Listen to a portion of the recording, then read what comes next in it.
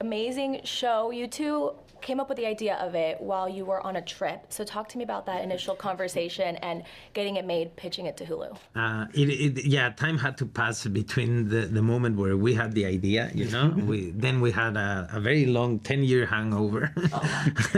And then we managed to get to Fox Searchlight, who were amazing partners in developing this with us, and then Hulu got excited, and this is the first series Hulu does in Spanish. Estamos muy contentos. It's good news, that it's happening, and privileged to have their responsibility of doing it, because this show matters a lot to us. It's about our friendship. It's about what happens when we work together, and it's also a beautiful opportunity to work with the people we grew up shooting films with in the country we love, with a story that matters to us, a story about a boxer and his manager. Presentamos con orgullo la vida del pugilista mexicano Esteban La Máquina Osuna. Hay revancha, papá. ¿Cuánto tiempo? En 12 semanas le partes la madre. And it takes place in Mexico, and it also talks about the Mexican experience. You work with Eiza González in this. Did you always know you wanted her to be in the project? How did her coming into this? No, actually, when she, came into the picture, we were like, wow, it's like getting a jet, no? Like, and I don't think is she gonna accept, is she? And then she immediately wanted to be in it, and we were very happy. But also with all the other actors, the way that they got incorporated into the project was really lovely, because they jumped into it with a lot of heart, a lot of energy, and a lot of goodwill as well, and also joined our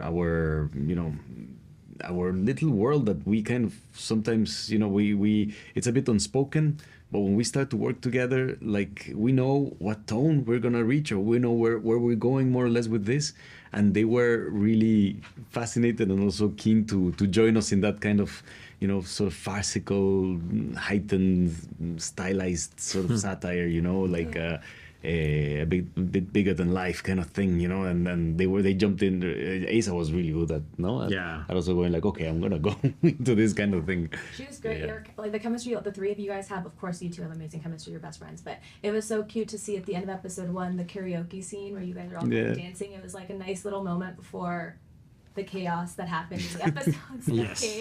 How was it shooting that scene? Did you guys rehearse the dance or the singing? We rehearsed a lot, no? We rehearsed a lot. They rehearsed more. Okay, because you're kind of pulled out of it at the end.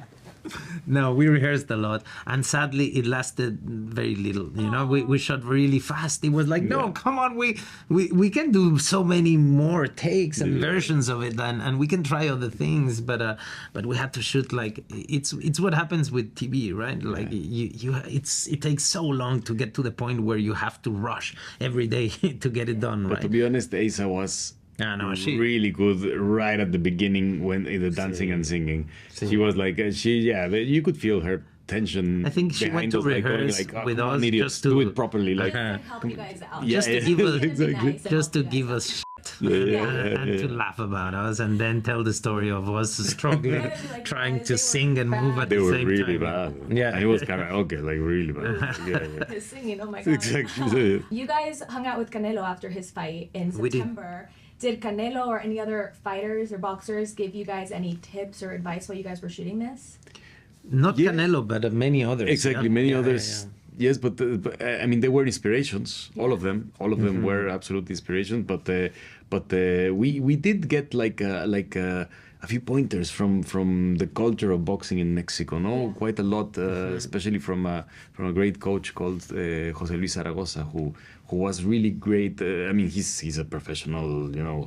It's when we're talking about boxing in Mexico, it's we're talking about like high tech. Yeah. It is like there is a whole world that is incredibly well sort of developed and it's very rich and very exciting, and it's wonderful. We had the fortune, and they were really generous. All the boxing world in Mexico was really generous to give us the support and help us, and to not laugh so much when we were boxing. They were like, yeah, not in front of him. Exactly. Not in front of him, at least. Yeah. And your transformation in the trailer, and then when I started watching, I'm like, I can't believe it's you. The prosthetics, the filler, the makeup, the outfits. When you were creating, did you always? The secrets. When you were creating the yes. Secret. Did you always know you wanted him to be so extravagant?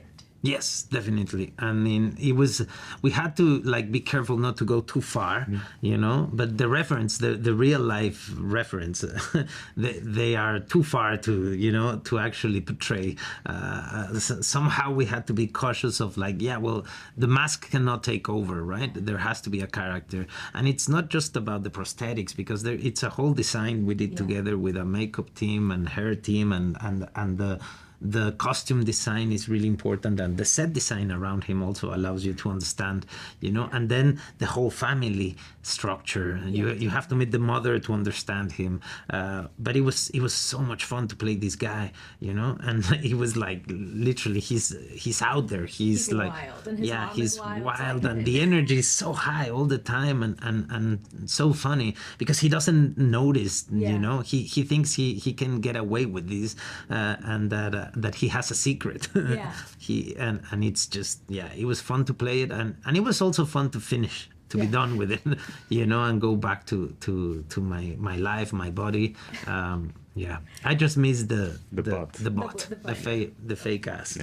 I do miss it. Everyone knows you missed it. Just a couple more squats. It's all good. You two are obviously best friends in real life. You played best friends on the show. Are there any parts of your relationship, your friendship, that you wanted to bring into these characters? There are many parts, and some of them are very objective and rational, but I think most of them are, they just surface. They just surface up. Which helps us, when we have fun doing the scenes, that we would laugh a lot and stuff like that. But also in the very serious scenes, we took them very seriously. Yeah. Also, we were kind of we